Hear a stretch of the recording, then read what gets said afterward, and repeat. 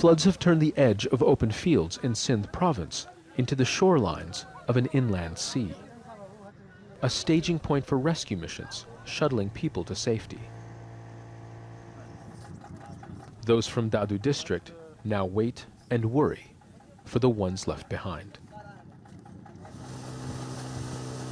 Village after village underwater, only the tops of trees and buildings visible.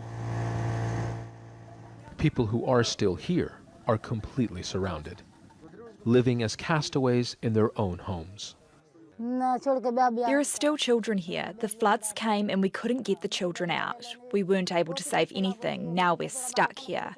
Our houses have fallen down. We are suffering a lot. What should we do? The government must help us. Food is running out and they are stranded, but refusing rescue. Where animals represent wealth, to leave them behind is to lose everything. There are a lot of thieves here. If we leave the house, we will be robbed. If they steal the plates and dishes we eat from, then what will we do? We're in danger here, but if we go to another place, our lives will be in danger there as well. And there we'll have nothing to eat. We'll die of hunger, hungry here or hungry there. At least here, they say, in whatever remains of their home, they still have their dignity. It is a decision that isn't taken lightly.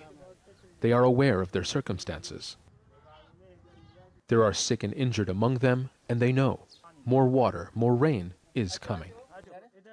Standing here, it really feels like you're looking out at a sea, but those are floodwaters, and they have devastated the houses in this village. The destruction, the debris, it all really speaks for itself.